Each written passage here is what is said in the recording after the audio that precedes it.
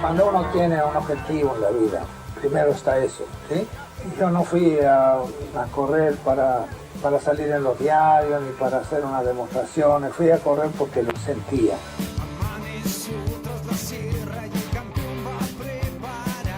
No hay muchas cosas en la vida que usted puede dominar, pero al auto puede llegar a dominarlo y le responde.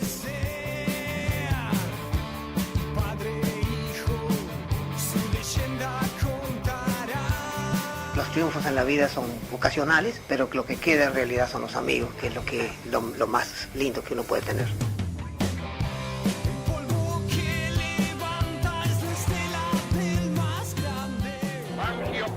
Ya de la carrera con gran ventaja sobre todos los demás competidores, mantiene a elevado promedio hasta cruzar la meta vencedor, asegurándose prácticamente el título de campeón del mundo con 36 puntos.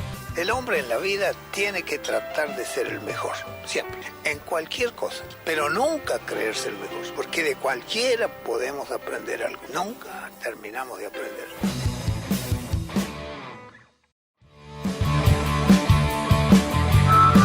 Bienvenidos a un nuevo episodio de Juan Manuel Fangio, la leyenda, en el Garage TV.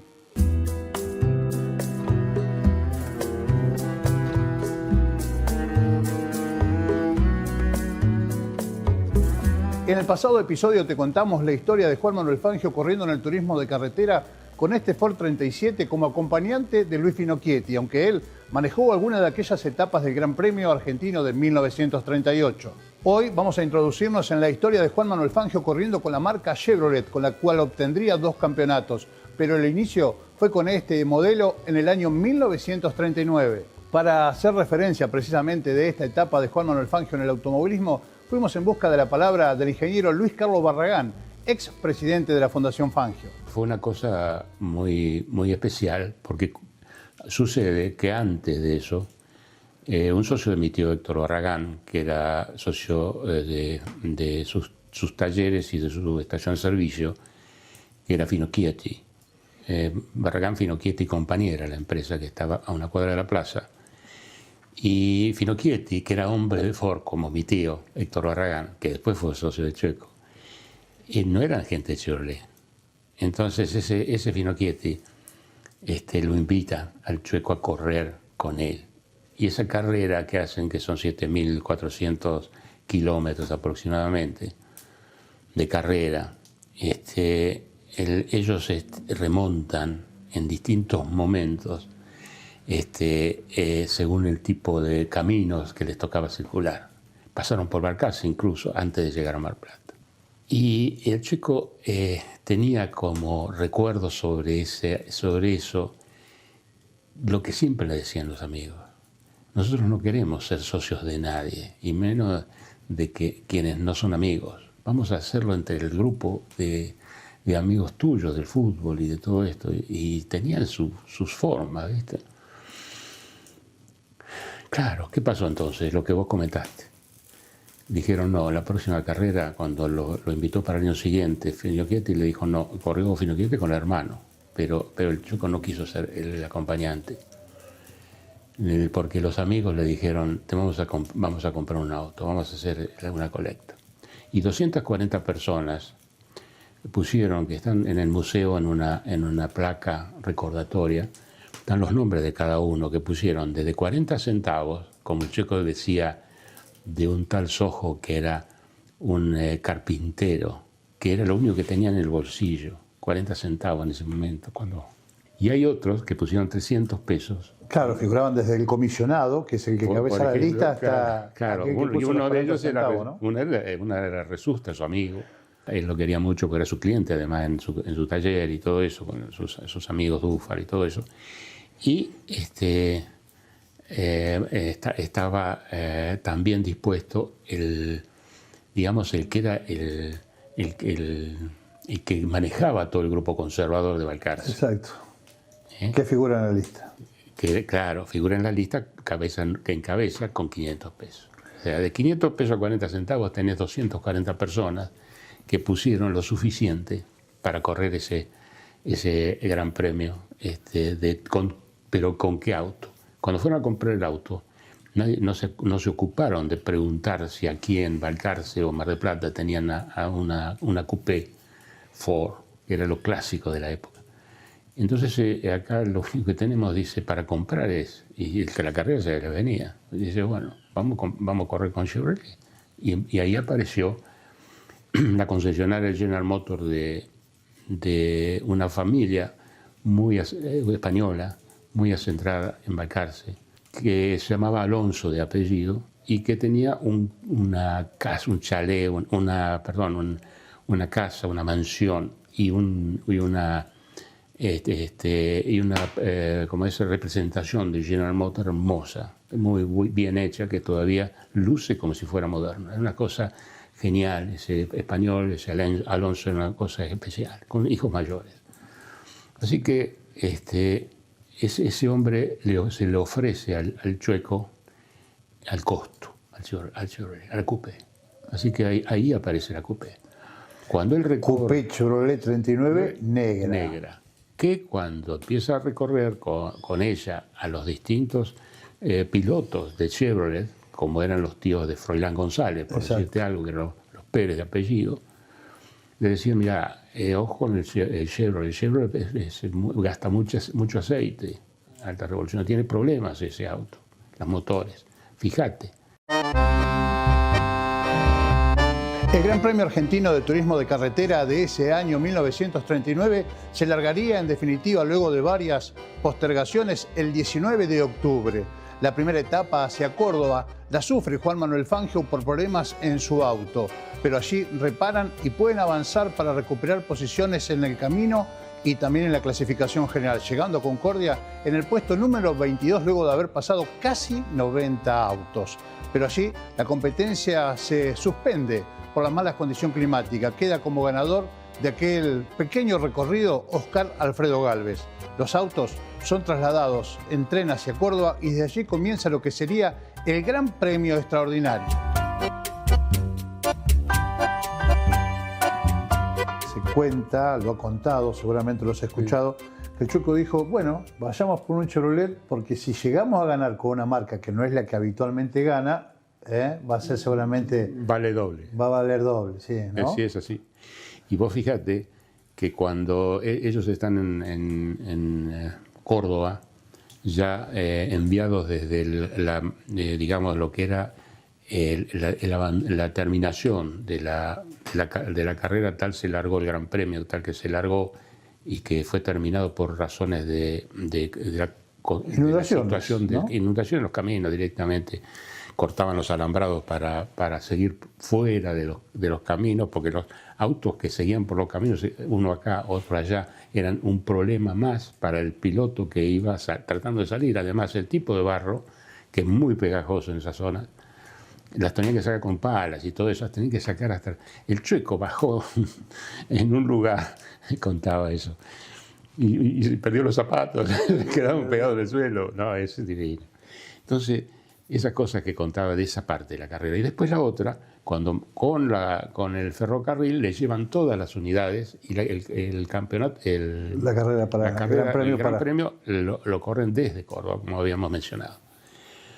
Entonces, ahí el que lo saca del taller de General Motors de Córdoba ahora es un representante de la empresa de la General Motors que estaba acá.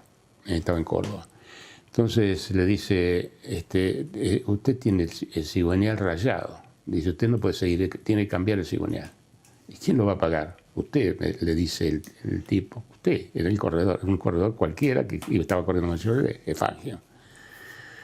Y el Chueco dijo, ¿nosotros con qué lo vamos a pagar? Así que le dijo el tipo de nuevo, no siga corriendo porque nos va a hacer pasar papelones. Ustedes pasan papelones porque no hacen las cosas bien, le dijo, como retándolo por ser General Motors. Vos fijate el Chueco, ¿no? Un iniciado recién en las carreras. Entonces se pelea con el tipo. El tiempo pasa y cuando llega a ser segundo, más al norte, se le viene este hombre familiar, digamos, ya con un trato más acorde a la relación de la marca y de piloto a representante de ella, y le dice, va muy bien, si necesita algo, dígame. Cuente con nosotros. Cuente con nosotros. Y yo pensé en las gomas primero. Y en vez de pedirle las 4 gomas, le pedí un par de gomas, o una sola, no me acuerdo cómo fue. Y después el tipo le dijo, de acá en adelante usted tiene todo pago, lo único que tiene que hacer es firmar. Eso fue lo que le ocurrió. Y ahí aparece después el cuento del primer cheque, que es el que reciben en el tramo que va desde Catamarca a San Juan. Eso era un cheque jugoso, 1000 y pico de pesos de la época, eran pesos fuertes. Y como curiosidad lo comento, que cuando él va a correr a Europa, no se pagaban las carreras como se pagaban en la Argentina. Las carreras que todavía no eran de Fórmula 1, cierto, pero eran de toda la preguerra y la posguerra de Europa. Claro, vivían en una miseria, rodeados de una situación posguerra, Europa, que no pagaba nada. Entonces, fíjate vos, la Argentina tenía esas posibilidades, fantástico.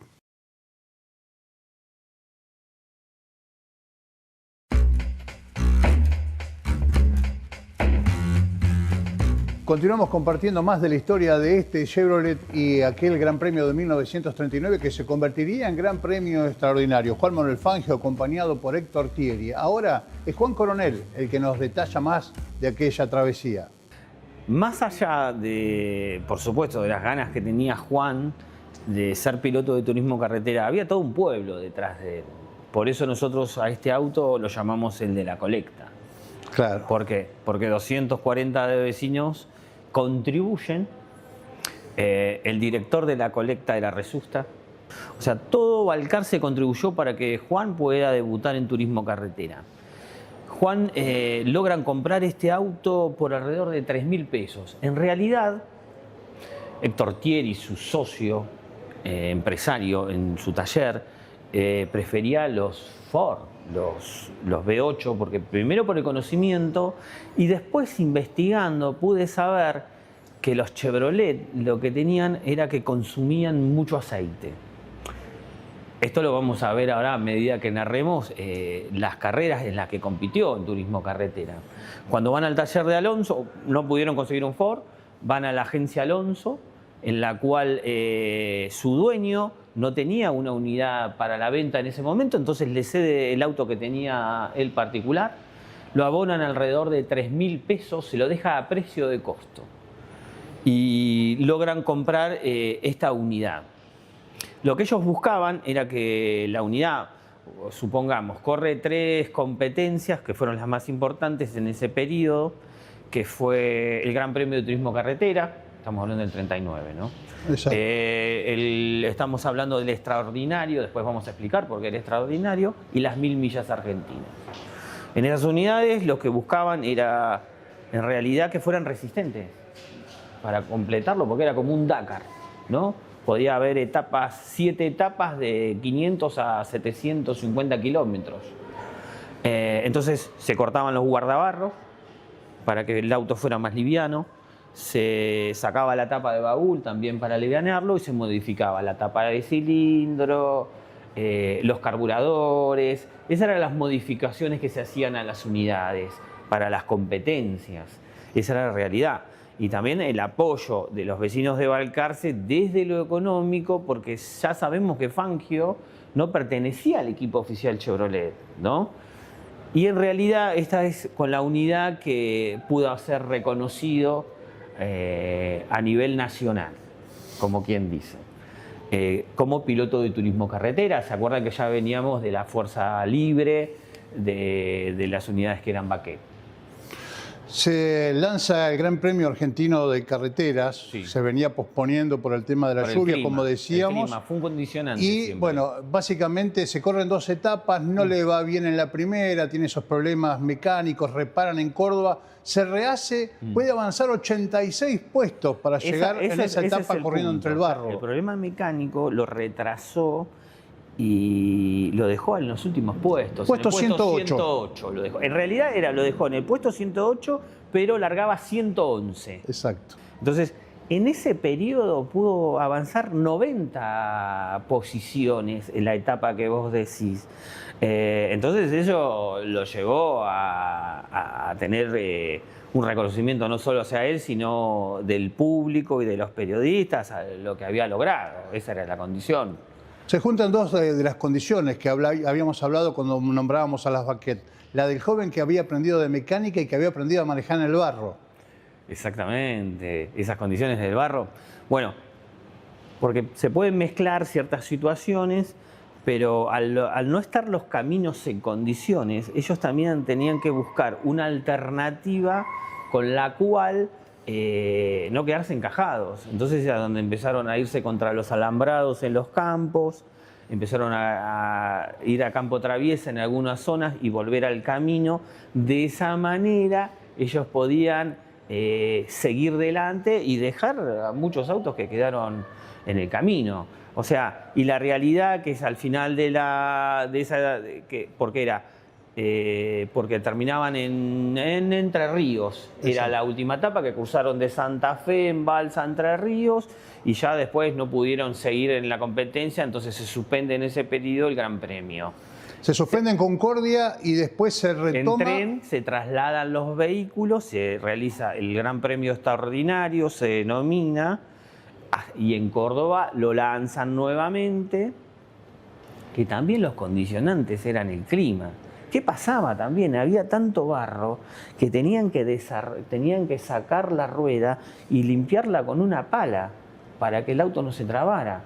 El problema del aceite es reiterativo, por eso yo después analizaba por qué los Mecánica Nacional y los Fuerza Libre tenían una bomba manual.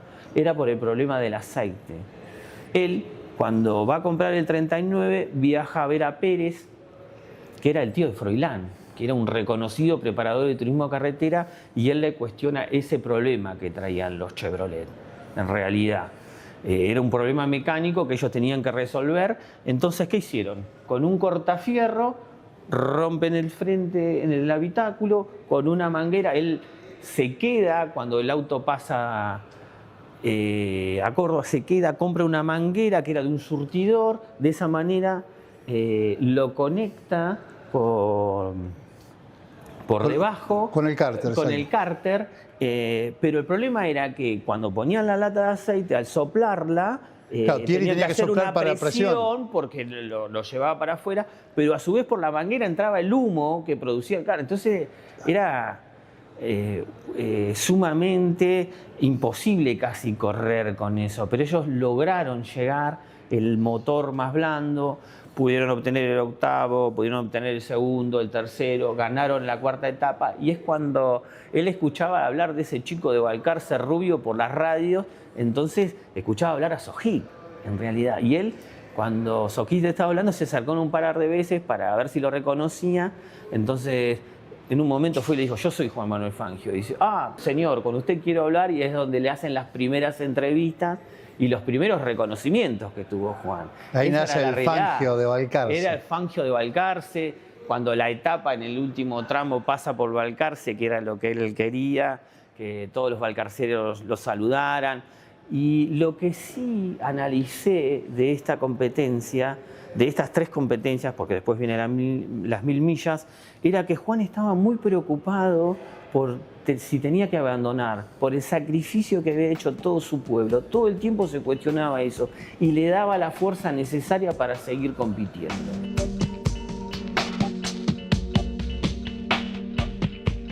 El Gran Premio Extraordinario de 1939, aquella competencia donde Juan Manuel Fangio ya imponía su nombre, tuvo 7 etapas. 6 fueron ganadas por Ford.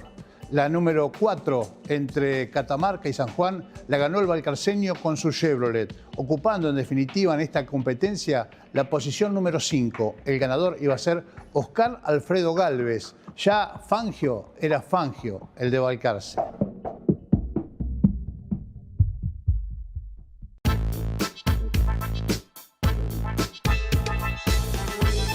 En este tercer bloque vamos a compartir una muy interesante nota. Si te gustan los autos en escala, si te gusta jugar con autitos Scalectrics, bueno, la gente de Spiceprix nos cuenta la elaboración de este proyecto Autos a escala 3/4 con la simulación de un Scalextric, pero que verdaderamente giran en una pista.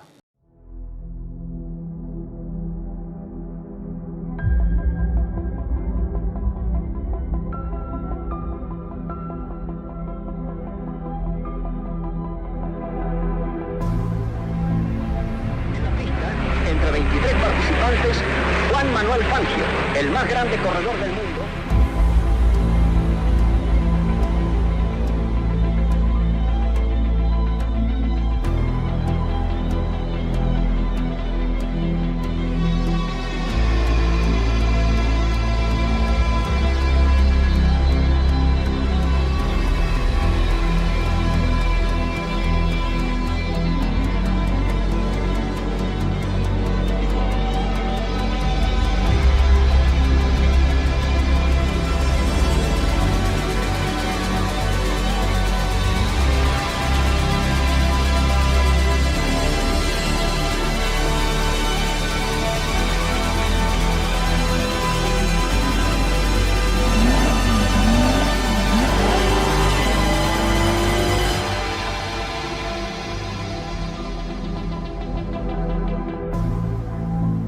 Bueno, lo que estuvimos haciendo fue llevar el Scalextric a que sea manejable. El objetivo final era ese.